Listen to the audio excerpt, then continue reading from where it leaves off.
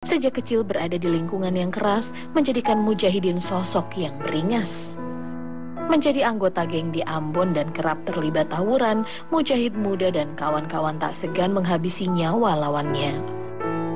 3 kampung di Ambon tidak mengizinkan Mujahid untuk menginjakan kakinya di sana. Lelaki berkulit gelap ini bahkan pernah menggali kuburan untuk membuat senjata dari tulang manusia.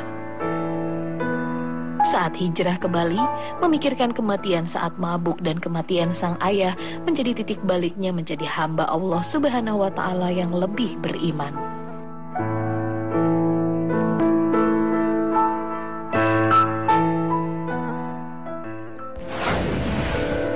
Assalamualaikum, Bang. Waalaikumsalam. Apa kabar? Alhamdulillah. Silakan, Bang. Abang dari Ambon ya? Lahirnya di Ternate. Besar di Ambon. Di Ambon. Oke. Bang, saya dengar dulu nih, Bang, dulu katanya semenjak kecil suka terlibat perkelahian ya. Apa latar belakangnya tuh, Bang, kalau boleh cerita? Mungkin karena lingkungan kali ya. Dari SD kelas 4 sudah berantem, bahkan pakai benda tajam, pisau. Masalah sepele, masalah ini waktu itu seingat saya masih ada teman, saya minta es di tangan es, ya tidak kasih, terus dia olok saya, punya uang dan sebagainya, saya pukul. SMP malah tambah ini, bahkan saya di sekolah itu, guru-guru saya itu, kalau saya dipukul, itu sebentar saya janji guru itu di jalan saya bisa pukul juga. Nah, waktu SMA gimana? Masih hobi berantem atau sudah mulai berkurang? Malah tambah hancur lagi kalau semua. Buat geng juga di sana, nama geng Parto gitu. Berapa sering terlibat perkelahian? Keseringan, tiap 2 hari sekali, bahkan bisa tiap hari kayaknya. Pernah dikeroyok gak? Pernah. Saya dikeroyok sampai dimasukkan ke dalam got, ditimbun batu, kayu, rotan dan sebagainya kan. Pikir saya sudah mati. Jadi mereka tinggalkan jam 12 malam, saya bangun, kabur, melarikan diri. Terus kabarnya juga pernah ini ya, pernah bongkar makam Karena lawannya ya. jadi Gimana ceritanya? kita tawuran, kalau ada korban 1 minggu gitu, mungkin jam 3 kita datangi kuburnya, gali kuburnya, terus angkat mayatnya kan, ambil tulang belulang buat senjata. Ambil tulang belulang untuk senjata? Iya, utama tulang rusuk. Jadi waktu itu pemahaman kita di sana itu kan kalau tulang rusuk itu kan bisa, malah lebih bisa daripada ular kobra. Jadi kena sentuhan. Kalau keyakinan dulu kan, padahal itu mitos saja, tidak benar sebenarnya. Habis itu kemudian abang hijrah ke Bali ya? Iya. Nah, di Bali itu apa yang abang lakukan? Tidak ada siapa saudara yang saya kenal, maksudnya tidak ada saudara kan gitu. Cuman abang-abangan ada saudara, tapi mereka masih di dunia preman. Jadi terpaksa ikut kenakalan begitu juga. Oke. Titik balik apa yang membuat abang kemudian berubah awalnya? Jadi begini bang, saat itu sudah minum, saya tidak minum tapi tidak ngantuk bang. Mereka minum ngantuk. Pas sudah tergeletak semua, tidur, saya tengok kiri kanan jam 1, jam 2, dan saya masih tengok. Timbul perasaan renungan di dalam hati, ada bisikan gitu bang. Seandainya kalau saya mati dalam keadaan begini,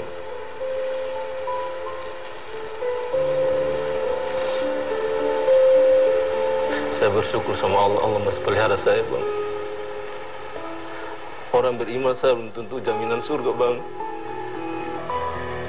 Apalagi saya yang keadaan seperti ini.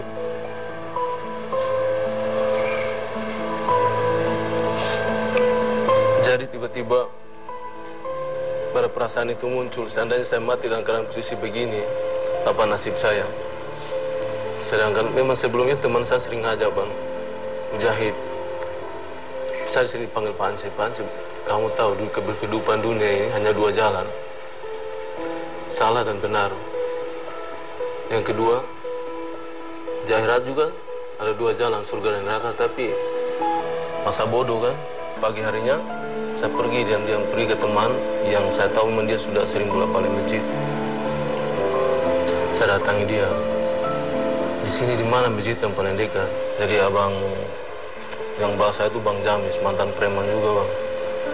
Dia ingin tahu backgroundnya saya kan. Jadi di sana saya digodok mas dengan agama, pemahaman agama yang awalnya saya buta dengan agama, tidak paham. Saya dikasih tahu, dicerita tentang kisah sahabat, bagaimana dulu saya. Setelah saya di masjid itu sekiranya saya, apakah masih ada ampunan? Namun saya kira kayaknya Allah tidak mau maafin saya kalau saya model begini. Sudah musyrik, munafik.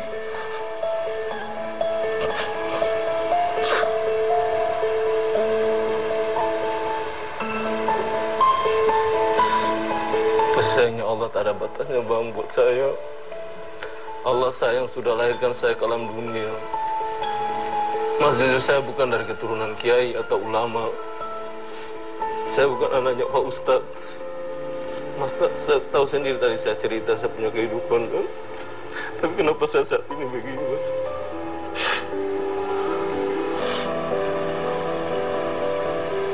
Ya Allah, Allah masih sayang sama saya bang. Dan dikasih jalan seperti ini. Kemudian apa yang membuat Bang Mujahidin berubah total? Jadi ayah saya waktu itu sakit bang. Ayah saya itu sakit, sering saya ditelepon suruh pulang. Saya belum sempat pulang. Tiba-tiba saya dengar, tepatnya hari Kamis tahun 2010, 2011 tidak salah, dengar kabar ayah saya meninggal. Saya tidak sempat lihat mayatnya.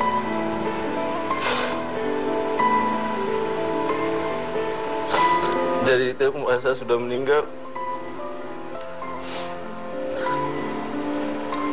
Ayah saya bukan anak yang berguna. Belum sempat saya lihat saya seperti orang lain yang soleh, anak yang soleh pada umumnya, yang pintar ngaji. Ayah sudah telah mendahului meninggal. Padahal ayah dulu sampai cananya sobek untuk cari makanan, hanya untuk menyenangkan hati saya. Tapi apa saya berikan buat ayah? Ayah sudah meninggal. Maka saya bilang, ya Allah, berilah saya kesempatan kehidupan yang panjang. Sekiranya saya tidak mampu kepada ayah, biar saya masih bisa mendoakan untuk ayah saya. Makanya dari situ bang, saya selalu berpikir, belum sempat saya memberikan ayah, sedangkan orang tua punya harapan dari sejak kita lahir. Mereka punya harapan bahwa kita jadi anak yang baik, anak berguna buat orang tua. Setidaknya menyelamatkan mereka dari neraka kalau sekiranya mereka menafkahi kita dengan makanan yang haram atau halal kan. Tapi kini perjalanan hidup saya seperti tadi yang saya cerita mas. Apa sekira menjamin untuk ayah saya? Apa yang ingin Mas Mujahidin sampaikan sama ayah? Bapak maafkan saya. Semoga Allah lapangkan kuburnya jauh mata memandang. Saya belum mampu belum sempat menyenangkan hati ayah. Ayah telah meninggal. Ya Allah, Rabb, selamatkanlah ayah anda kami, ya Allah. Lapangkan kuburnya jauh mata memandang. Sekiranya dia dalam keadaan siksa, tolong lepaskan. Jika dia punya banyak hutang, ya Allah, lunasilah hutangnya. Ya Allah, ya Allah, sampaikanlah salam maaf kami kepada ayahanda kami, ya Allah.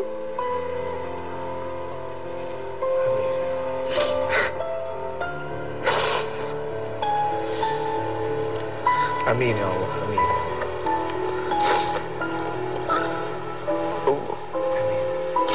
Allahumma gfir lahu warhamhu wa'afi wa'fu anhu. Amin. Amin ya Allah. Sekarang apa aktivitas Bang Mujahidin? Sekarang guru ngaji bang. Ngaji bang, saya bersyukur berterima kasih sama Allah karena saya menikah sama guru ngaji. Jadi alhamdulillah dari banyak anak-anak yang datang ke kita, nyetorin ke istri saya dan saya bantu istri saya ngaji. Jadi guru ngaji Iya. di mana Bang? Di Maluku. Maluku. Iya. Ada berapa murid? Banyak, kurang lebih ya hampir 20 lah. Dan itu semoga Allah istiqomah mas. kemudian istiqomah dan menjadi pahala juga buat ayah. Amin. Buat almarhum yang saat ini sedang ada di alam kubur. Terima kasih Bang Mujahidin. Saya izin berbagi kepada pemirsa. Pemirsa yang disayangi Allah, penonton di studio yang dicintai Allah, kisah yang sangat menginspirasi kita. Kisah yang sangat menyentuh hati kita. Bang Mujahidin, dia merasa bergetar. Kalau seandainya saya meninggal dalam keadaan berbuat maksiat, dalam keadaan ingkar, di manakah tempat yang pantas untuk saya? Dan kemudian, titik balik berikutnya, saat ia di masjid berdialog, dan dia menemukan siapa Allah. Dan puncaknya adalah saat ia ditelepon dan dikabarkan ayah yang dicintainya meninggal dunia. Bayangkan jika itu yang kita alami. Mari kita berdoa kepada Allah. Ya Allah, Ya Rahman, Ya Rahim, Ya Malikal Mulki, Ya Dzal Jalali wal Ikram. Ya Allah,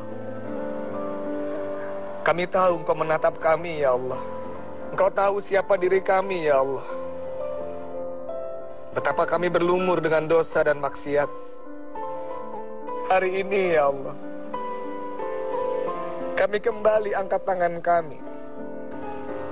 Kami kembali rundukkan wajah kami, memohon ampunan dari-Mu, wahai yang Maha Pengampun. Ya Allah, sampaikan salam maaf kami kepada ayah kami. Jika ada di antara kami yang ayahnya masih hidup, beri kami kesempatan untuk berbakti padanya, meminta maaf padanya, membuatnya bahagia, menghajikannya. Ya Allah, jika ada di antara kami yang ayahnya telah Kau panggil, tolong lapangkan kuburnya. Jadikan kuburnya menjadi taman-taman surga, Ya Allah. Jadikan setiap kebaikan yang kami lakukan mengalir pahalanya untuk ayah kami, Ya Allah. Dan izinkan kelak, Ya Allah, kami berjumpa dengan ayah kami di surga-Mu. Izinkan, Ya Allah, kami berkumpul di surga-Mu bersama ayah kami, Ya Rahman, Ya Rahim. Memeluknya, bercengkerama kembali di surga-Mu yang indah. Allahumma gfir lana wali walidaina warhamhuma kama rabbayana shighar. Rabbana atina fid dunya hasanah wa fil akhirati hasanah wa qina adzabannar. Subhana rabbika rabbil izzati amma yasifun wa salamun alal mursalin walhamdulillahi rabbil alamin. Al-Fatihah. Astaghfirullah, astaghfirullah, astaghfirullahal azim, astaghfirullah.